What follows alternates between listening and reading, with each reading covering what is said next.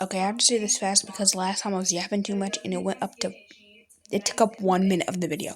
Anyways, I just wanted to say I want to make more videos where it's just my voice and cuz that's going to be so much easier to edit. But yeah, I can't because I just got over my cold, but I was sick 2 days ago. Thank you to everyone who responded on the community post. And I hope you all enjoyed the video. Welcome to part 2 of the K-pop Big 3 series. Today's topic is SM and I don't have anything to say, so let's get right into it. Once upon a time, SM Entertainment was the heart of K-pop, home to idols that weren't just famous, they were cultural reset famous. SM made legends, they shaped how the world sees K-pop, but in 2025, something feels off, like a company playing by old rules in a new game. Artists are under-promoted, new groups aren't catching fire like they used to, and fans are a little tired. This is the story of how one of the most powerful entertainment companies in Korea started slipping, not crashing, not even collapsing, but quietly losing grip. Let's talk about the rise, the cracks, the chaos, in the forgotten groups of SM Entertainment. Part 1. The Rise of the Giant. SM was founded in 1995 by Lee Soo-man, a businessman first, a producer second. He saw potential in something no one else had fully explored, a system for grade and pop stars from the ground up, trainees, contracts, image control. He called it cultural technology. In other words, he factory farmed idols. By the late 90s, I.O.I and Shinee were dominating the scene. They weren't just musical acts, they were marketed like global superstars. Even if the one hadn't caught on yet, Lee Soo-man didn't just want national fame, he wanted to make K-pop a global brand. You can see that in his culture technology approach, creating artists that could be replicated, trained, and exported. In the 2000s and early 2010s, SM was on fire. Groups like TVXQ, Super Junior, Girls' Generation, Shined, and EXO basically worked K-pop to most of the world. They were winning daesings, filing stadiums, and setting records long before Western media was paying attention. SM was known for luxury, for perfection, for making their artists look untouchable. They even had the best vocal and dance training programs. Other companies were literally just copying their playbook. But behind all that, there were already problems brewing. Contracts were long and restrictive. Artists had little control, and everything was image first. For a while, they could hide that fans were distracted by the talent and the visuals, but eventually, the cracks started to show to the public. And once they did, SM couldn't keep pretending it was a business as usual. Part 2. Cracks start to show. One of the earliest signs that something wasn't quite right came from TXQSQ. In 2009, 3 members, Jae-jong, Yoon-chan, and Junsa filed a lawsuit against the company over their 13-year contract, which fans started calling a slave contract. The lawsuit sparked major conversation about how I remember being treated in the industry, and for the first time, the glossy SM image started to unravel. People wanted to know what was happening behind the scenes. Then came hanging of Super Junior, who files a similar lawsuit, and years later, Chris, Luhan, and Tao from EXO left under similar circumstances, and with each exit, fans started to question what was happening at SM. Why were so many artists leaving? Why did they all say they were being overworked and underpaid? SM stayed quiet for the most part, relying on PR teams to smooth things over. But the fans weren't buying it anymore. Another issue was SMS Complete's lack of artist autonomy. While companies like YG and J.Y.P were starting to allow more self-produced music and creative input, SM held tightly onto the wheel. Most of their idols had little to no control over their concepts, styling, or discography. Discreet attention with fans who wanted to support artists as individuals, not just SM's products. Even artists like Taeyeon and Baekhyun, known for their vocals, have expressed frustration over the lack of control they had. Meanwhile, newer companies were rising fast. Big Hit had BTS, J.Y.P had Twice and Stray Kids, and why do you still holding on to Blackpink? SM's acts were starting to feel formulaic, high-budget music, yes, but missing something personal. The company felt like it was stuck in the past, while the rest of the industry evolved. It wasn't just about talent anymore, it was about authenticity, and SM was losing that battle. Part 3.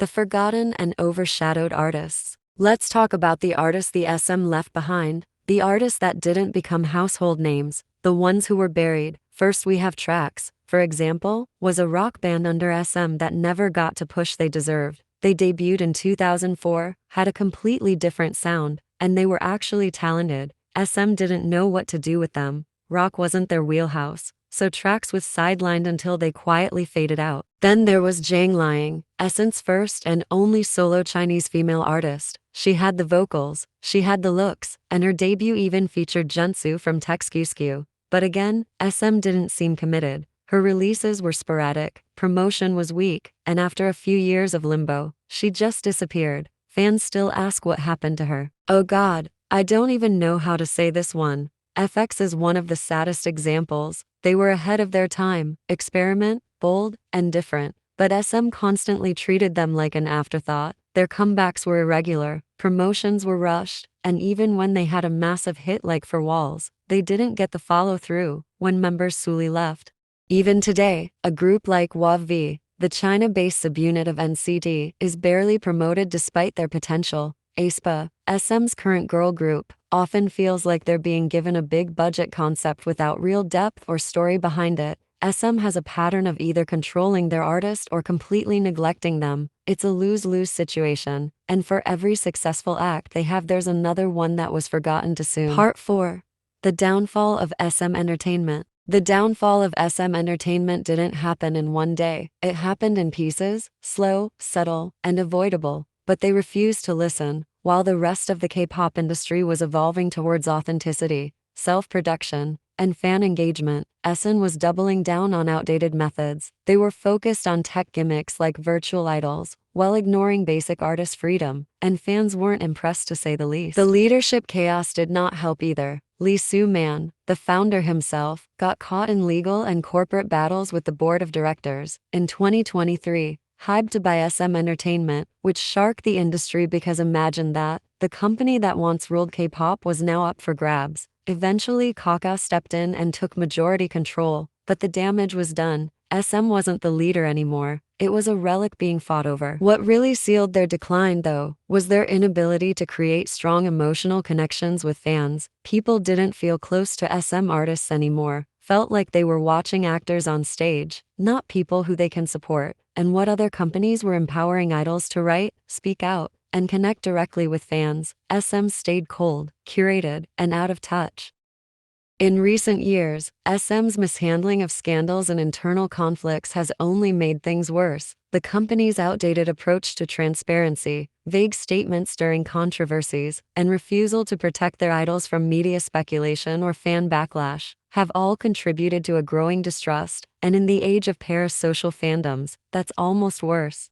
Some other factors that contribute to this downfall could be contributed to sales. There was a steep profit decline despite rising revenue between 2024 and 2025. In the full year of 2024, SM delivered 989.7 billion won in revenue, yet their net income plummeted 79% to 18.3 billion won, slashing its profit margin from 9.1% to just 1.9%. Another reason being underwhelming performance by key acts. As well as underwhelming performances by key acts, analysts lowered SM's stock target in 2024 after Aespa and Red Velvet album sales missed expectations. Aespa sold 1.2 million units while Red Velvet was under 600,000, despite being few of SM's main active groups last year.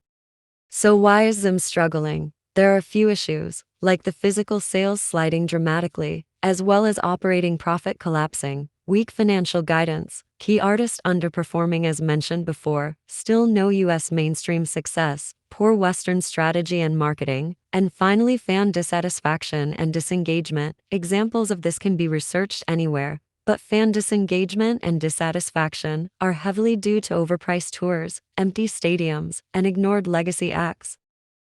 Now if you want something that's relevant to 2025, I can actually tell you a lot cause their sales are still shup. SM sold just $920,000 new albums in Q1 2025, compared to 2.76 million in Q1 2024, a 65% drop in the first quarter album volume. Even with active artists like Aespa, NCT Dream, and Rise, fans aren't buying as much as they used to.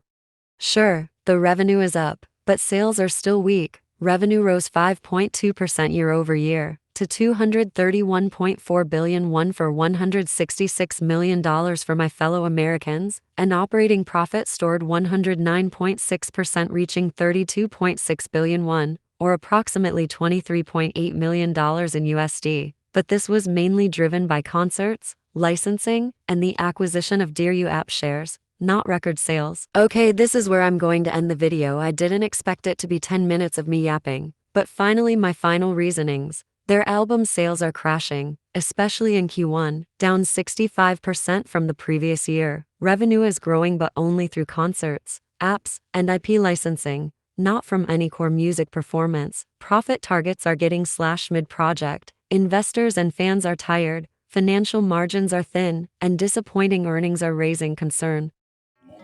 Okay, thank you guys so much for watching this video. I actually had a lot of fun researching, checking out the stats and the numbers. Originally I wasn't going to include them, but I felt like it was an important part of how to see, like, how bad it's gotten. Because you can look on YouTube and they can still have 1 million views and they can still be seemingly doing really well, but then I looked into this and it's just, honestly, it's shocking to me how revenue and everything has been affected. But thank you guys so much for watching, and I'll see you guys on the next one. Bye, choppies.